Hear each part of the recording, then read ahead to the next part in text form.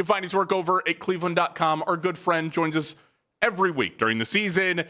Dan Labbe joining us now. Dan, what's going on? Hey, Jake, how are you? We're doing pretty good. I was just saying, we're getting into like almost prime time of you get the draft, Cavs playoffs are heating up. It is for being May, it doesn't get much better. Like early April into May, it doesn't get much better than that. Oh, yeah, you come out of the NCAA tournament, you turn your attention to the draft. I know that's Saturday, the draft. We're usually sitting in the draft room. We have the draft on one TV, Cavs playoff game on the other. So this is just a great time of year. Yeah, it's absolutely incredible. Now, we haven't gotten to hear a ton from the Browns up until the last week or so. We got league meetings. We had some availability with them the other day, but I don't know. I was in this stuck like in between. I heard some people get out of the 15 minutes of Todd Monkin, feel like they didn't get a lot of Todd Monkin personality, a little bit too many cliches. I listened to it and thought we got a decent amount of Todd Monkin personality with those cliches still mixed in. Where did you feel on it? Was a lack of personality from Monkin or lack of himself in that, or did it feel authentically him? I think it was pretty authentically him. And look, after 6 years of Kevin Stefanski, beggars can't be choosers here. Like at least there was something. I just think there's times when he's going to be very no nonsense and he's going to kind of say what's on his mind. He's going to swear a little bit, which he did yesterday. And I just think he's going to answer honestly, but I don't think he's going to be outrageous like Freddie Kitchens was outrageous. I think he's just going to be himself. And I kind of think that's who he is. He's just kind of a low-key guy. I do think he understands. I mean, look, during his introductory presser, when he said the Jim Schwartz line, I do wonder if he was a little surprised how much traction that got. So maybe that's been in his head a little bit. Like he doesn't want to make huge headlines, but I think we're seeing enough of his personality so far. I think we kind of know what he's going to be. I just don't know that he's going to make huge headlines all the time. Now, it's Cleveland. He's going to make headlines no matter what he says. Oh, yeah, that's true. He still made a few in the press conference. Probably the most notable of it was his conversation surrounding Myles.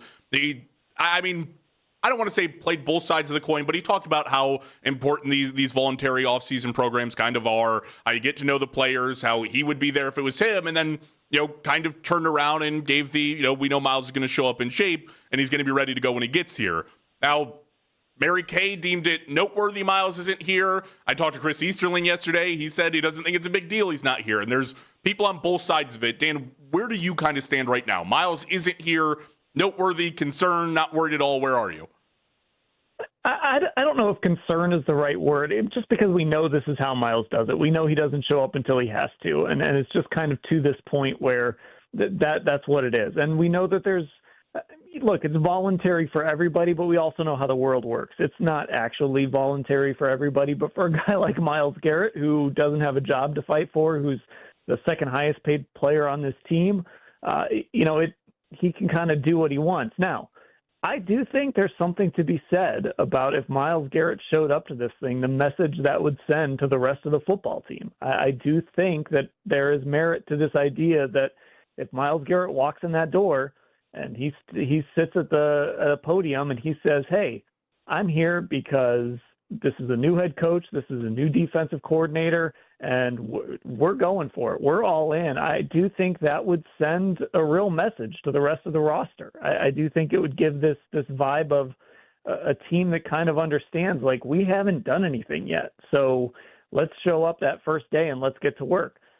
It is Myles' right not to be there. It is collectively bargained that way. If they want guys to be there, they can open that CBA up and figure out a way to make it mandatory. I guess they probably have to concede something pretty significant. But so to me, it doesn't matter that much because Myles is going to show up and be Myles. But it does matter in the sense that if he did show up, man, I think that would send a really strong message to a lot of people.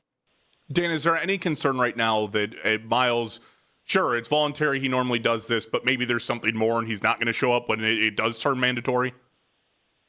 I don't think there's something more here. I think we're still a little ways away from that. I do think that he'll be here when he has to be here. He'll show up at training camp, and he'll show up when the season starts, and he'll probably challenge that sack record again. Now, look, if things don't go well this year, if they start to lose a bunch of games, maybe he doesn't vibe with Mike Rutenberg. Maybe Todd Monken's not the guy. that's when it starts to maybe become a reality again that, okay, is he going to start to get grumpy and maybe want to get out because he is getting older, obviously. He's now in his 30s. But I don't think there's anything extra going on right now. I think this is just Myles kind of doing what Myles has done for the last few years at this point. All right, let's switch gears a little bit. And Dan Labbe, Cleveland.com, with us here on the hotline. I want to take us back to league meetings for a little bit because we've gotten it cleared up now, but there was a misunderstanding or people taking it the wrong way kind of Jimmy Haslam's comments when it referred to Deshaun Watson and where that was, because it had appeared people thought it was swing and a miss to a home run. We've heard Jimmy's comments since then, and it wasn't. When you stand and you hear what he says about Deshaun, you hear what everybody has to say about both quarterbacks, do you get a sense that the Browns right now would be leaning in one direction or another? I don't know. I think if they had to lean one way, I think they'd almost have to lean towards Shedeur Sanders just because he's the guy who's played the most recently. And when we talk about Deshaun Watson, I do think it's just important to remember when the season starts, have been almost 2 years since he played a football game. He's had 3 major surgeries, shoulder surgery, 2 Achilles surgeries. Like that is all very unprecedented to be able to come back from that stuff and be anything close to what he was when the Browns gave up those 3 first-round picks and thought they were getting a potential top 5 quarterback. That said, I do think it is interesting that Jimmy Haslam left the door open and did speak highly enough of Deshaun Watson because Jimmy Haslam has really kind of been the lone truth teller over and over again when it comes to this football team and where they are in their process and kind of how they're building this thing out. And so I think his acknowledgement that, a year ago when he said big swing and a miss and it felt like, okay, this thing's over, it's just a matter of time, I do think him leaving that door open for Deshaun Watson is significant. But that said, just because Shedeur has been the guy who's played the most recently, he's the guy that we know can go out there and play a full football game right now. I think you'd have to give the edge to him. When we talk about Deshaun in the capacity of not even so much can he do it on the field, but how it goes in the locker rooms, there's something Todd talked about a little bit as well. I mean, we know it's pretty well documented that he didn't have the greatest relationship with everybody on the team and some massive people on the team. I'm looking at Myles. Is there a way he can kind of win the locker room back over, you think? Or is that entirely sailed on the idea that he can win the guys back over, that, he's the quarterback they want to lead them? I actually think he took a lot of positive steps last year. You go back to after the Achilles injury, and there's, I don't know what we want to call it, Instagram gate or something, when he's posting pictures of him at some fancy restaurant in Miami, and, people are wondering why he wasn't in Cleveland. The Browns sent a pretty clear message going into that offseason that they wanted him in Berea. They wanted him rehabbing in Cleveland.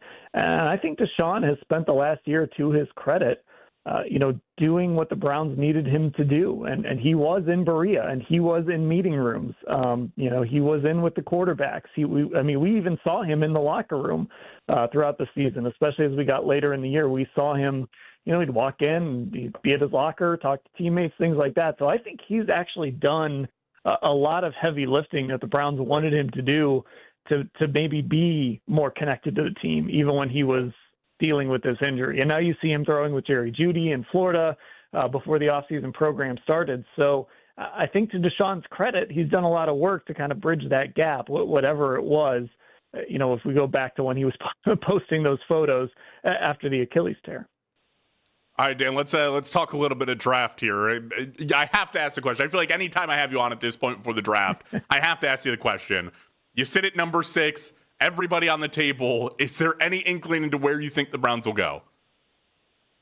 I still am leaning towards them taking a tackle, just because I think Andrew Berry, in his heart of hearts, if he's got people graded, let's say whatever receivers are there, Carnell Tate, guys like that, and then the top tackles, if he's got them graded closely enough, I think he's going to lean towards taking a big player.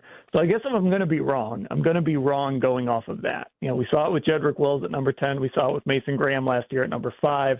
I don't really count Greg Newsome because that was in the mid-20s. So when he's picked high, he's leaned towards big players because it's harder to get elite big guys later in the draft. So I think that's what they're going to hunt. Now, Lance Reisland has been on your station, on our podcast, talking about a guy like Jeremiah Love, and I think that's really fascinating. I don't think they would do that. Caleb Downs, too. I don't think they would do that. I think my guess would be a tackle, but I wouldn't be shocked if they took a guy like Carnell Tate, but that's where I'm leaning right now is tackle. Lance has been very much so on the Jeremiah Love train. He's gotten me a little bit. It's interesting to think about, but I mean, when we watch Andrew Berry kind of invest 2 picks at running back last year, like you can see kind of the Nick Chubb, Kareem Hunt, even like Jahmyr Gibbs, David Montgomery, these dynamic backfields with 2 guys who play a pretty significant role. But I mean, is it more draft capital that steers you away or more Browns needs that steer you away? I think it's the fact that you can still get a good player there. You're not taking like a second-round tackle at number 6. You're taking a guy that you believe is an elite player. Even if he's not graded as highly as Jeremiah Love, or even, I would imagine they'd be closer to Carnell Tate. I still think you're getting a guy that belongs in the top 10 of the draft. You're not reaching to get a guy who should maybe go in the 30s. Now, if this Todd McShay stuff about Caden Proctor is real from a week ago, now we're talking about them reaching for a guy. But if they're taking a legitimate top 10, a guy that they see as a top 10 guy there over Jeremiah Love, I don't think that's a huge reach to where you're passing on some generational player just to fill a need. I like that you bring up Caden Proctor because he kind of fits into this archetype of guys. We saw Todd McShay highlight him last week. We saw a lot of Spencer Fano this week. Obviously, Francis Mauigoa is a guy who's been in that mix.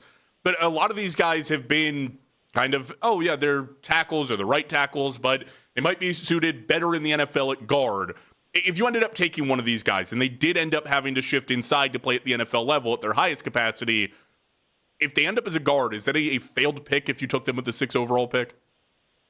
It's not a complete failure, but it would be, I think, a miss. I mean, look, you can't complain if you have a guy, if you draft a guy and he starts for you at a high level. Let's say you bring him in and he's something close to what Joel Bitonio has been. A guy that started at guard at a high level, made Pro Bowls, made all-pro teams and starts for you for a decade plus.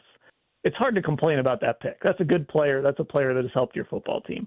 To do that at number 6, when you thought you were getting a tackle, there would have to be some sort of failure involved in that. You'd have to look at that and say, that was a good pick. We could have done better. I think Mason Graham is in that situation, right? I mean, what we saw last year I thought was really good. If that's the ceiling for Mason Graham, was that worth the number 5 pick? I don't know. We'll talk about that in a few years. But, if he kind of reaches that ceiling he can reach as a defensive tackle, then you really love that pick. So I think if you took a guy, ended up moving him to guard, and he started there for a long time, you can live with that. But I do think there'd be a measure of failure in that pick because what you needed to do is take a tackle who could start for you for a decade. And again, Dan Labbe with us. Hey, all right, let's take a look. Obviously, the big thing surrounding the 6th pick outside of who you take is if you're taking anybody there or the Browns trade down. As we stand in this process right now, would your preference be the Browns stick and pick somebody at 6, or if they're able to, if they get the option to trade down and move down and acquire something extra within the draft? My preference would be to stay just because I don't know what they would get for that pick. Now, if somebody really wants Jeremiah, let's say he's there at 6 and he gets there and somebody really wants to give you some outrageous package for him, then you have to consider it. You have to take that. But I just don't think that exists. I don't even know who would do that. I keep thinking about, what if the Rams think they're a piece away and he's it? So you can move down to where they are. But even then, what are they giving you? Even if they gave you a first next year, that would essentially be a second where it's probably going to land. So I don't know if I think everyone kind of looks back to last year and looks at what they were able to get for number 2 and Travis Hunter, but that was an extreme case of a really aggressive GM, probably an overly aggressive GM, and also the number 2 pick, which I think is significantly different than number 6. So I'm a fan of just staying there and picking a guy. I suppose if they're going to go tackle and they have a few guys that they like and they're just dead set on going tackle, maybe you can move back a few spots, but I just don't know that there's going to be a big enough deal on the table for them. Like, they're not going to get a first next year. Maybe they can get an extra second this year or next year. I don't know. But I just don't see a deal big enough to pass on, whether it's a receiver they love or a tackle they love. I would just stay there and take him. I know how you feel about it, Dan. How do you think Andrew Berry feels about it? Do you think he would rather move down or stick there? Well, Andrew Berry always loves acquiring picks, and he's going to play the draft game.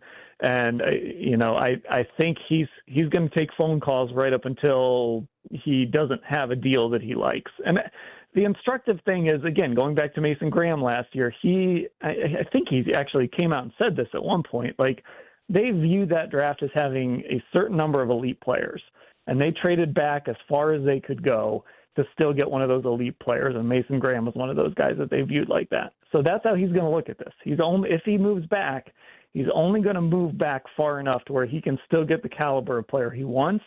And so again, you start to say, okay, is moving from 6 to 11, is that really going to yield you that much?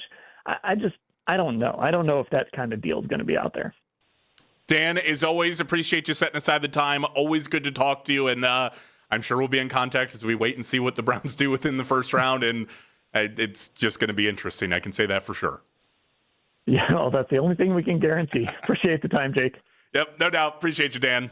Dan Labbe, Cleveland.com, with us there on the Make It Right. Call Kyle Wright hotline.